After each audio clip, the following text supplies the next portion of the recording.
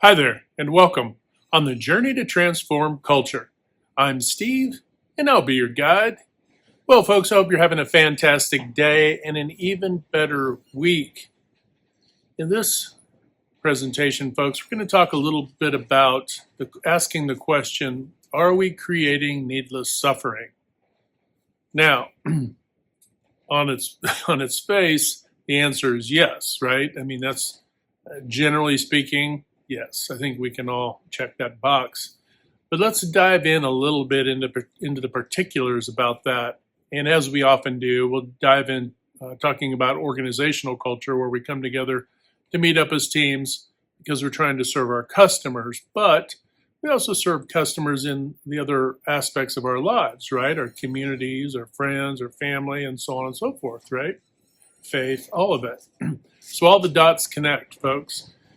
So are we creating needless suffering? Well, let's think of it this way. You can look at this from an internal and an external perspective, right? If we're talking about internal perspective, we have to ask ourselves, what is it about, us that might be causing us needless suffering, right? So there may be things we are doing that is causing us suffering.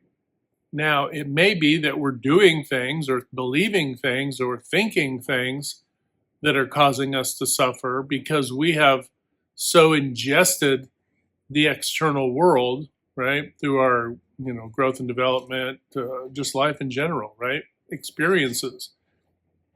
Sometimes we can become jaded in some aspects, and therefore maybe we come up with, negative self-talk is what, that's what the kids are calling it. The negative self-talk, right?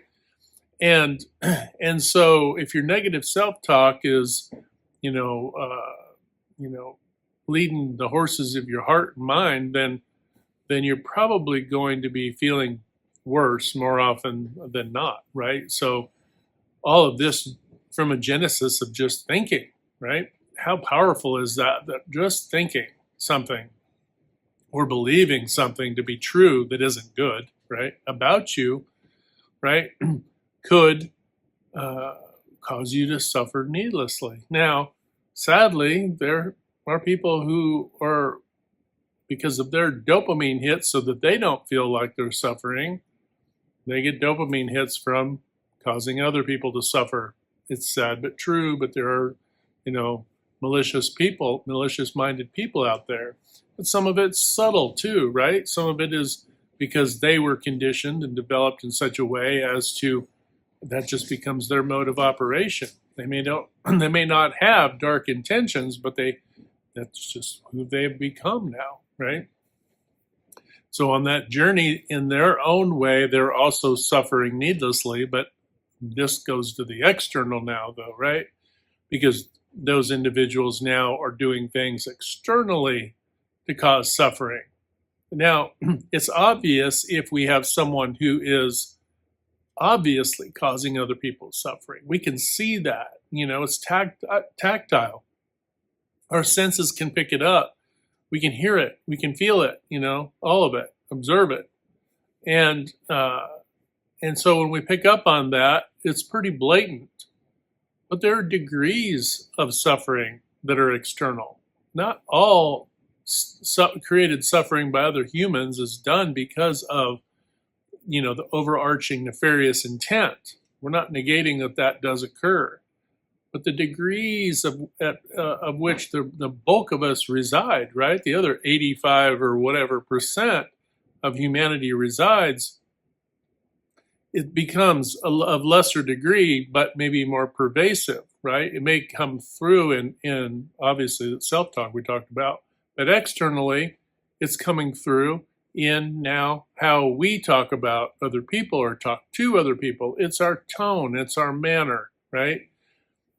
Are we pessimistic, right? There's the humoristic sarcasm and all of that, and there's self-deprecation, and sometimes there is an element of blowing off steam, right?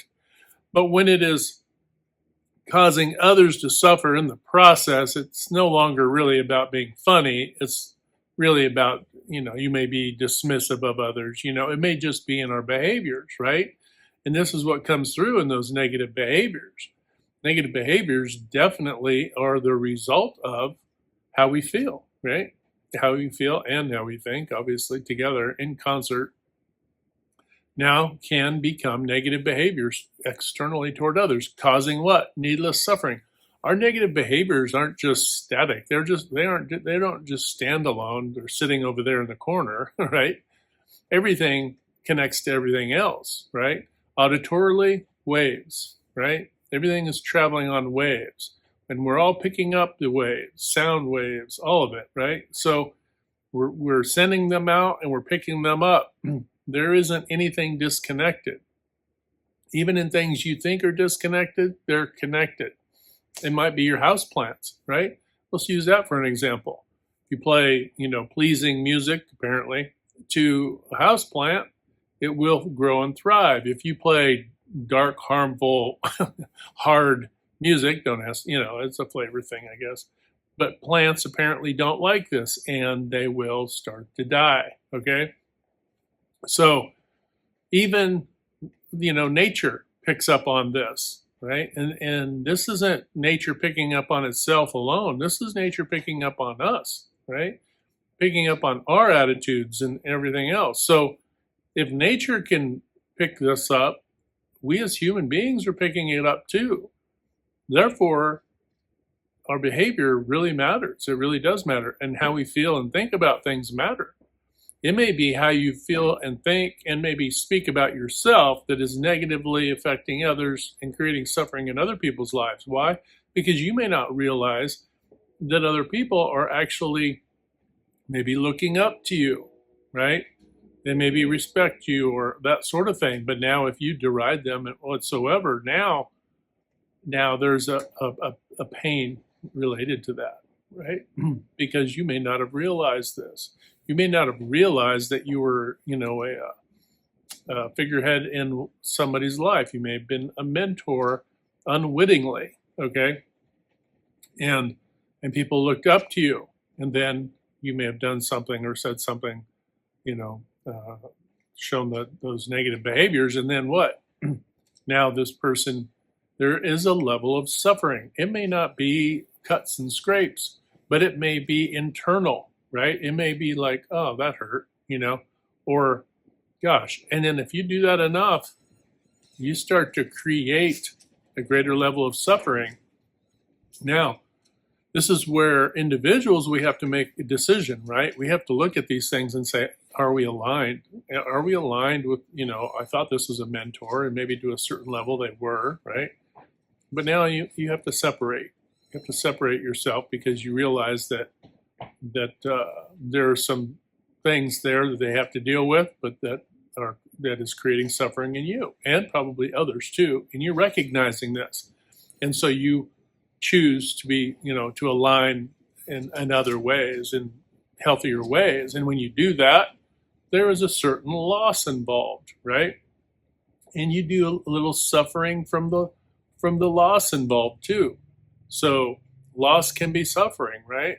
If you've ever lost a pet, obviously family members and friends and whatever, there is a loss. There is a little bit of suffering, of their departure, right? of their no longer in your life. It may be abrupt, it may be gradual, but irrespective, there's a certain level of suffering, especially if there was a valued relationship, right? So we all experience that in one way, shape, or form. But if it was somebody creating suffering, right, in the lives of others, and we have to choose to align our lives away from that to create basically a boundary of separation, right? Sometimes that can create a reflective awakening in other people, right? You could sit there and try to express some of these things, and maybe you're trying to work things out. Maybe there's a little headbutting, right? Because you're trying to make this obvious to the person who's showing the behaviors and so on. But even by your patients, right? Thinking that, well, they should be, aren't they picking up on the fact that they are this way? Do they not hear or see themselves, right? Do they have such low levels of self-awareness, right? You're picking up on this. but they don't seem to be picking up on it themselves, right? Until your absence then makes them reflect. Your absence and the absence of others makes them reflect a little bit, right? And this is all of us, folks. There's no one who's excluded from these scenarios where this has either happened in micro or macro situations. But now, if you're thinking about it from an organizational perspective, sometimes your suffering in an organization as a team member uh, isn't going to be acknowledged. People don't often see, this is what I'm talking about, they don't see their behaviors, they're not aware, they don't have self-awareness. In this case, they don't, maybe the leadership ownership does not have an awareness, right, of their own behaviors. And so you have to then go, well, by my absence, you're voting with your absence, essentially, right? Not out of malice, not out of doing anything dark or nefarious, just from your absence. Your absence represents, that this organization is showing, demonstrating, right, negative behaviors that are what? Creating suffering. That's the point. It's creating suffering within it. And by your departure and refusal to suffer anymore, others will see that as well, right? And then they will also align themselves elsewhere as well, right? Now, this can also be true of organizational leaders and owners as well, where they may be trying to figure out, well, why does my broader team not understand they're creating suffering because of poor performance, right? Poor performance, poor quality, poor productivity. Do they not connect the dots? Are they not connecting the dots? Well, I'm here to tell you, a lot of times, no, they don't connect the dots. Some people are there just for a paycheck, sadly, but they're not there for the same reasons that you created the organization. Okay. Now there are those who've developed along the way that are. Okay. So I'm not saying everyone is not. Okay. But what I'm saying is that they don't realize that their behaviors, right, by poor performance and others, it could be toxic behaviors too, but it could be distractions and so on, that they're actually hurting the business, hurting customers, right, and creating negative, creating suffering where they don't even connect the dot to even understand that there's suffering. We as human beings in all aspects of our lives could be this way. We could be so short-sighted we don't see how all our behaviors, all the dominoes connect, right? The red dominoes that I call, when negative, bad things happen. But they aren't seeing, they may only be seeing a couple things in front of their face. This is why conversations in trainings are so important, because if people don't understand that how they think, what they say, and what they do matter. I mean, everything they do matters. The next person coming into your organization is learning from all the people who are already in your organization. Let that sink in, right? All the new people are learning from all the current people you have in your organization now. Everybody, not just the broader team, everybody, all the way up to the top leadership and ownership. Okay, so if they're a reflection of that, or if they're being impacted by that, if you have newer employees that are, say, less than 2 years, right, and you got a high turnover rate for the people who are less than 2 years, that is a red flag. That is a giant mirror being held up and going, you need to look at how you're operating. Okay, how are you engaging with your team? How is your team engaging? Who on your team do you have pockets of people who are creating suffering, right? By intent or otherwise, right? Or by just taking their hands off the wheel, creating suffering, right? Maybe it's protecting their position. This kind of stuff does happen, sadly, but where people are protecting their role so they don't want other people, that are coming in that are more competent or more whatever, and have a little bit more passion and drive, they don't want to see them progress. So they may intentionally create suffering, within the work environment, right? And you can have this happen at any stage or step along the way, which is kind of a sad deal, but it does happen, where all of this, drama, we'll say, is manufactured. It's manufactured because of an objective or goal, not so good one, that they're trying to achieve, right? Now, outside of an organization, you can see this in culture real easily, right? We can see where we can ourselves internally, right, look inside and go, oh wow, and the self-talk, right? But externally, what are we doing externally, and what are we receiving externally within, say, community and family and friends and broader culture? What is affecting us? What is creating suffering in us, right? And identify that, right? And go, okay, this is creating suffering, but also analyze, am I creating suffering for others?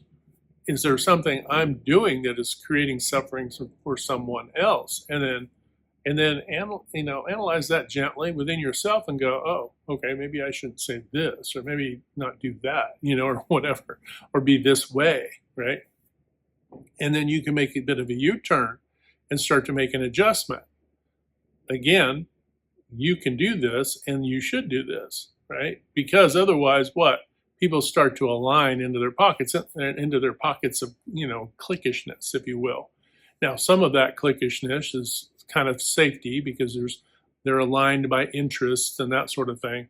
But behavior matters, right? So if you're bringing the hot sauce and you're already always flipping, we'll say creating suffering within other people. Maybe you're so argumentative or anything that's really ruffling people's feathers.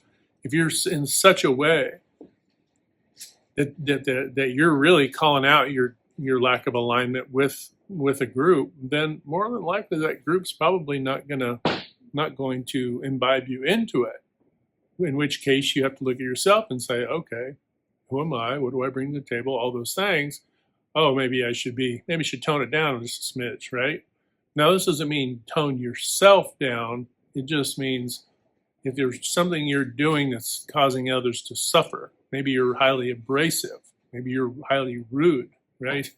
Maybe you're, obnoxious. Let's just call it what it is, obnoxious. And people just don't want to be around you. I mean, let's just call it what it is, folks.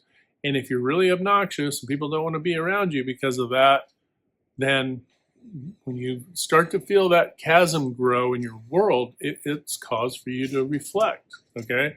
Now, that being said, it doesn't mean that a group can't also be the same way, right?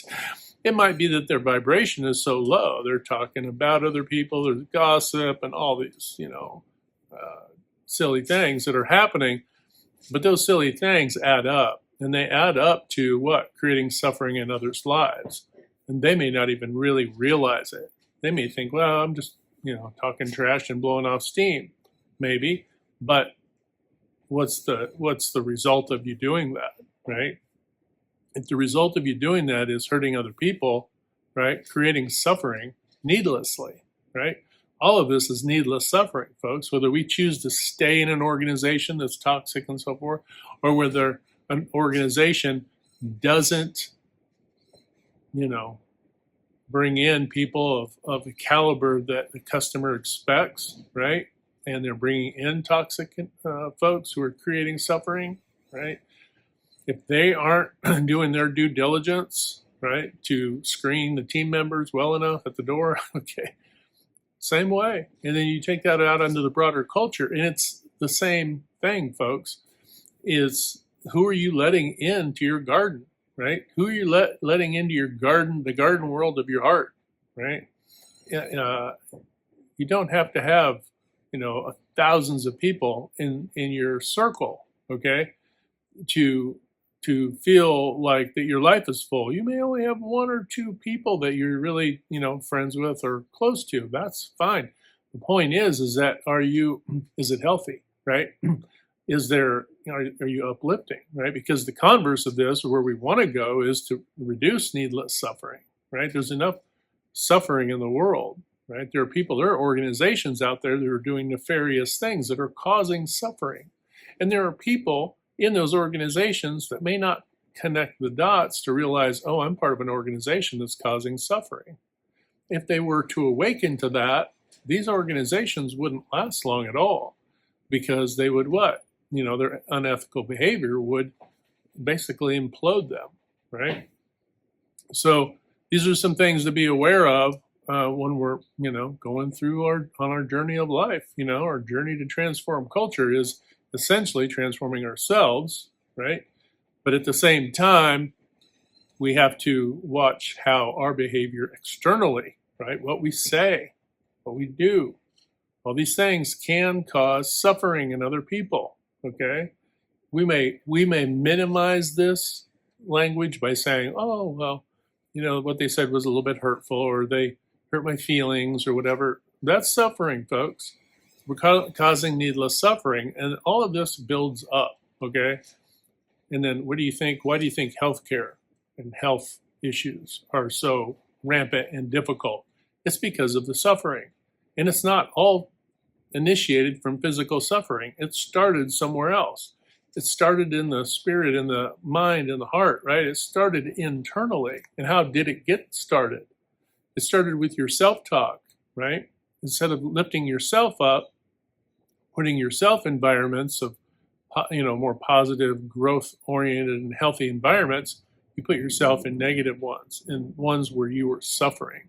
Now, some people kind of martyr themselves by throwing themselves into these suffering situations, say within organizations, and they keep doing it because they've always done it, and they actually may feel at home that in those environments because they were mistreated maybe their entire lives, right? So a little Stockholm syndrome, they've identified too much with their captors, so now they're only comfortable with captors, right? With organizations in this situation, or on teams that are toxic, okay, or unhealthy. So you as an organizational leader or owner, you may have the entire team is just festering with some unhealthiness, right? And the whole team, they just aren't getting along at all, right? And these are situations we have to peel that onion back and get down to the bottom, the brass tacks, and say, and just call it what it is. Have a meeting, say, I want the needless suffering in my organization to stop. And I want it to stop ASAP. And here are my list of needless suffering situations, right? And it may be behaviors of communication, courteousness, professionalism, kindness, whatever, right? Because it's spilling over into your customer base, whether you like it or not, right? And even if you haven't lost customers, you may have lost opportunities with new customers, or lost more volume with current customers, right? So, because they know that your team is is disjointed. They may like your product and service, but they don't think your team has it put together. Okay. So they don't trust them perhaps for more follow-on work, right? Greater volume. We miss opportunity to look at volume as a part of the issue, and that's where customer follow-up comes in, right?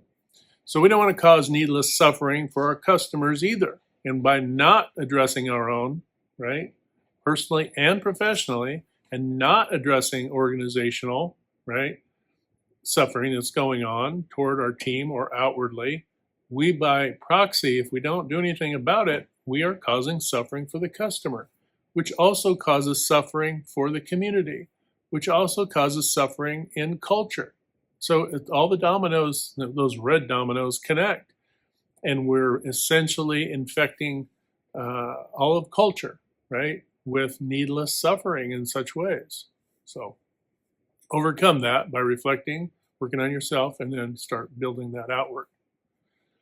And on that note, folks, hope you're having a fantastic day. Remember, hit the good green domino 3 to 5 times a day or more to uplift, motivate, inspire, and just encourage one another. When you're doing that, you're going to help reduce some of that suffering.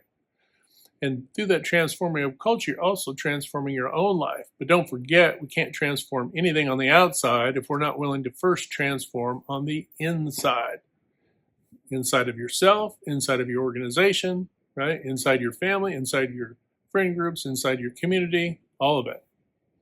All right, folks, have a fantastic day. Hit like, share, and subscribe. And until next time, we'll talk to you later.